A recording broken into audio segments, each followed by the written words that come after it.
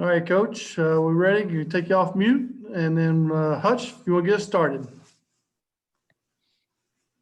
Yeah, Coach, I was wondering if you could maybe kind of walk us through the last few days after finding out about the Tulsa game getting canceled and then before announcing Southern last night. We'd need a whole, we'd need 4 episodes. But, what we tried to do is, we found out, we went into the players' locker room, addressed the players post game, went into the coaches' locker room, addressed that. And then when I got out of the media Zoom with you guys, Coach Ruda informed me that he had a voicemail that the Tulsa game was not going to be played on Tuesday. And then at that point, all the coaches, staff members just, tried to reach out to people, and there's some relationships with Southern. And we talked to Southern along with 2 or 3 other programs. And then, there was this, social media swirl, about the in-state as well. And so we reached out to everybody that we could.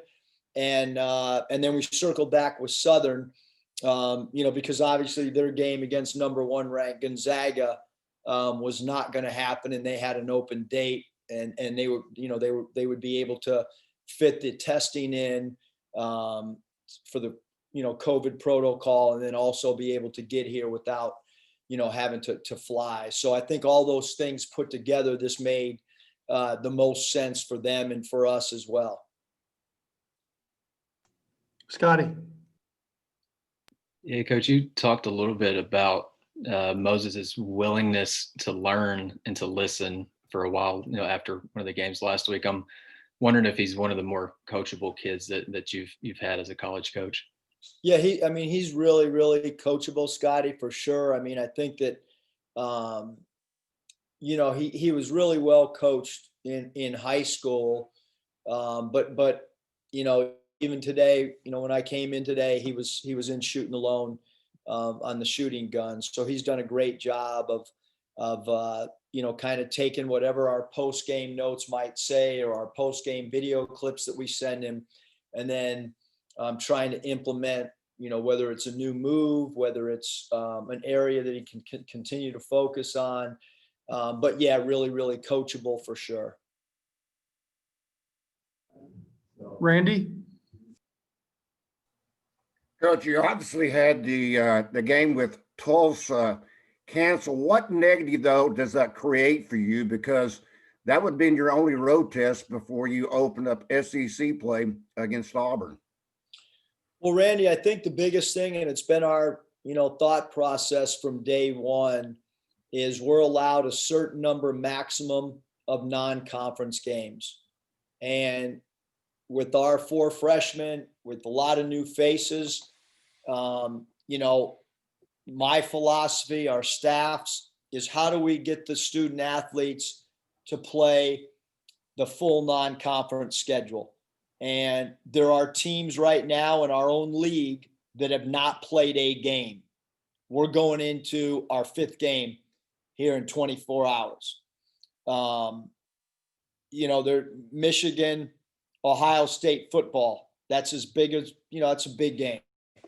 And, that game is now not happening this weekend. So our thing is, how do we get our players that practice in the off season? How do we get them to compete and get an opportunity to showcase their skills, and for us to come together as a team? How do we get them to be rewarded with games? That's the number one thing for our guys. And quite frankly, that we're not in a normal world. I'm not concerned about playing a road game in non-conference. I'm concerned about trying to, again, get our guys competition, get our guys to be able to compete. And so this is how the schedule works out thus far. And who knows? I have no idea what's going to happen after, the game Wednesday on schedule, other than we all know schedules are now in pencil and not pen.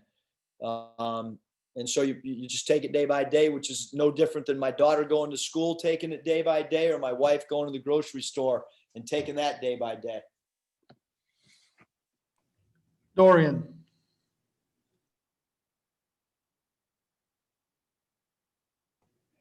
Dorian.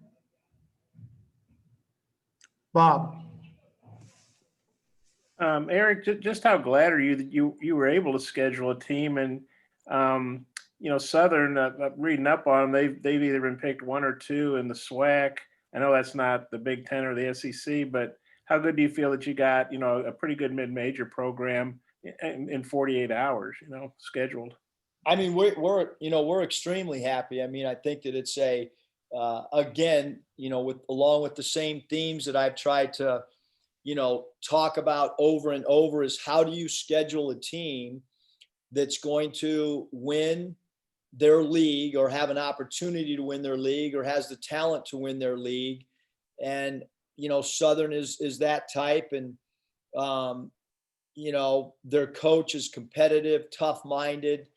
I've competed against him before in CBI championship, and his teams are always really well prepared.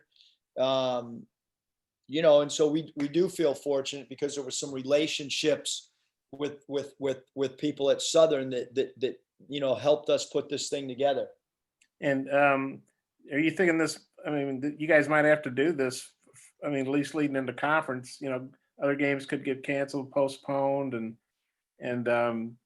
this may be something you got to do for a while. Yeah, I think you're right, Bob. I think that, you just, like I said, our big thing is let's get to Wednesday, let's play the game, let's try to play as good as we possibly can.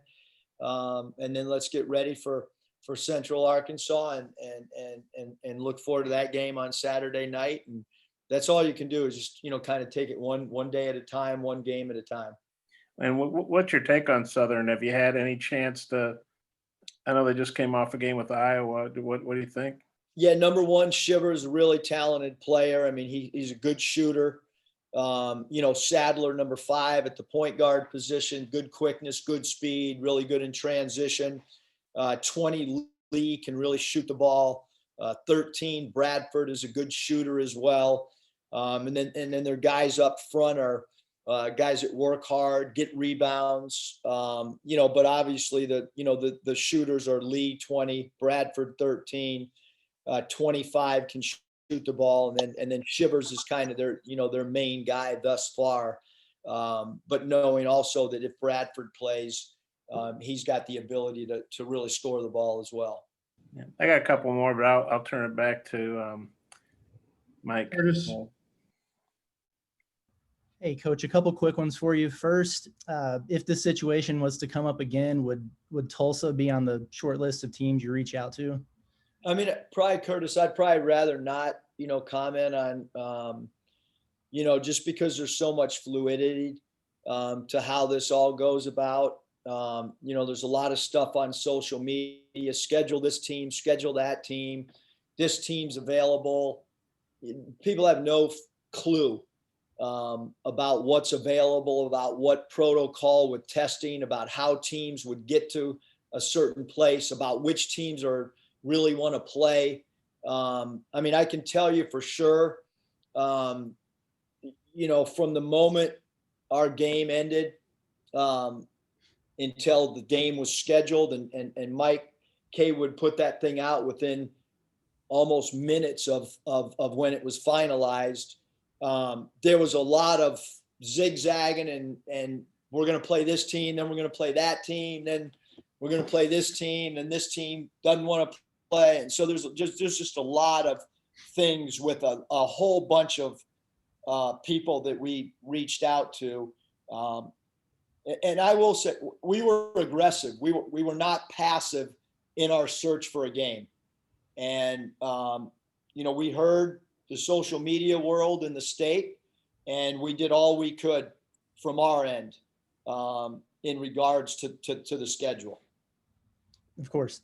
And then do you think maybe big picture, this could be a good thing for the team to kind of find out who an opponent's going to be last minute, have a quick prep, and then go play almost as if it was a tournament type situation?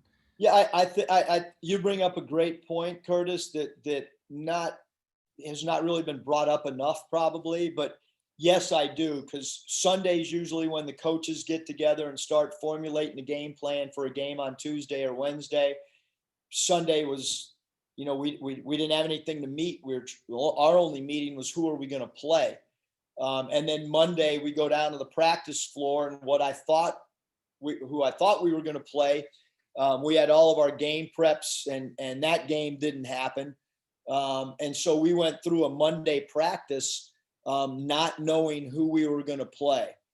And we're just fortunate again that there were some relationships with Southern where we could circle back with them and make this game happen. But yeah, I do think, today is going to be our first day doing Southern prep, which is unique and, hasn't, we pride ourselves as a staff, and our players pride themselves on prep, and this will be a shorter prep other than an NCAA tournament type setting or a conference type setting where you don't really know, or if it was a holiday tournament where you win or lose and then you play the next game against an opponent that you didn't have a lot of time to prepare for. But even in those situations, you see brackets and an assistant coach can be working on. This was,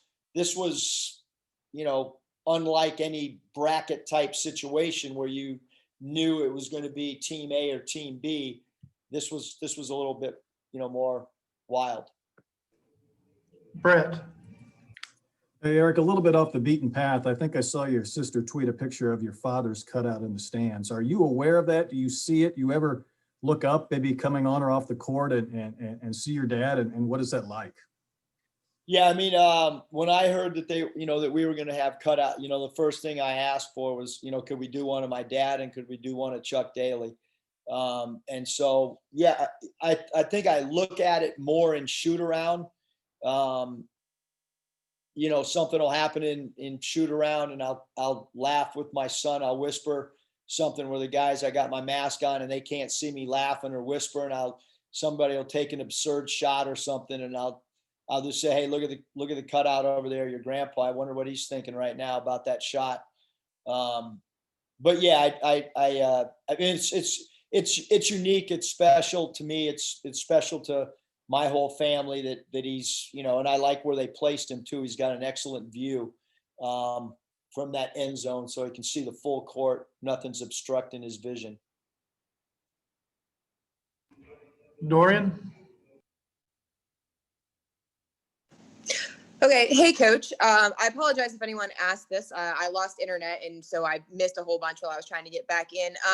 You kind of mentioned, you heard the talk from the in-state. Obviously, Daryl put it out there that he was going to text you, wanted to play you guys. You kind of tweeted about it yesterday, but I was just wondering if you could give some additional insight about what you guys talked about, how that conversation went, and then if it kind of laid the groundwork for maybe a regular season game between the two of you in the future. Well, I mean, nothing right now. We're not thinking about the future, Dorian, just because of what happens with, our own schedule this year. Coach, first of all, Coach Walker and I have I think a great relationship. There's we text each other after wins. I had known that he was, wanted his team to continue to improve defensively. When I got the job, he reached out to me and gave me some pointers on kind of, helping me with a new geographical area. So nothing but respect, nothing for love, for Coach. I think he does an incredible job. He's, won the league last year, predicted to win the league this year, which is why we thought it was going to, a good opportunity.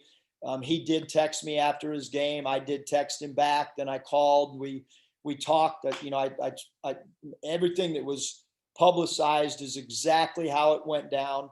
I think Bob wrote the article. I mean, we talked and he felt like his team needed a little bit more rest this week.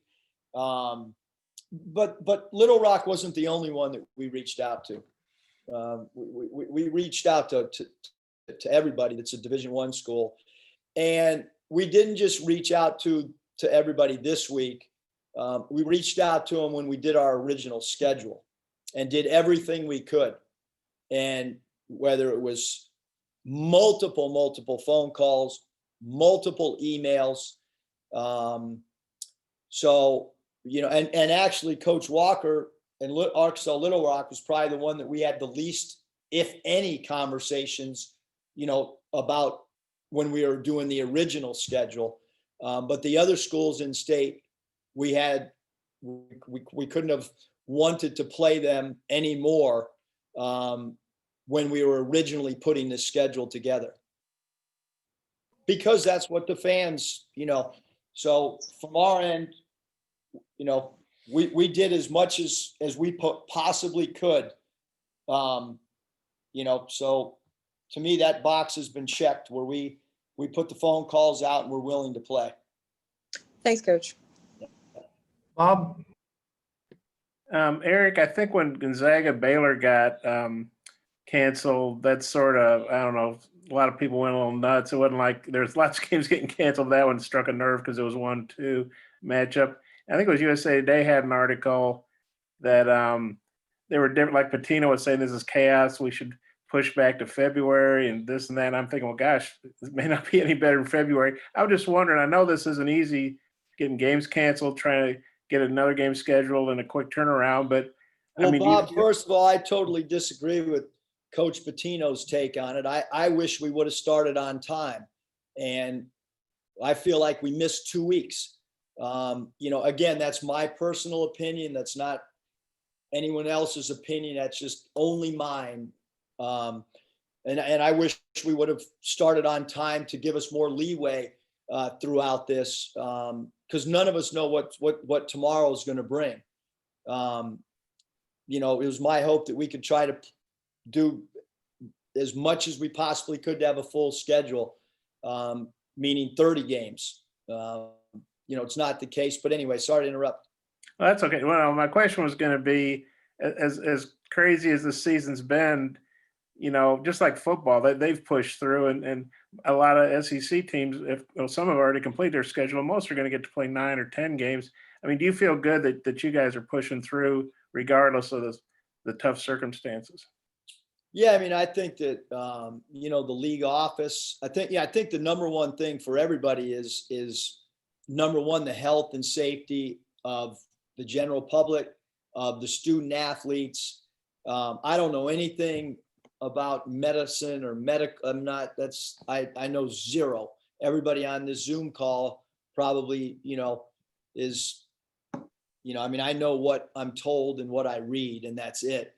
But we want to continue to play and we want to do it safely, and we want our players to remain healthy. And I think what we've all learned through this is you can do everything possibly to protect yourself, and somebody can still, come in, close contact or whatever. So our big thing is just like, how do we do the best that we possibly can? And how do we, these players that are practicing and devoting so much time and energy to their craft, how we give them an opportunity and a platform to go play under lights and on TV and so on and so forth.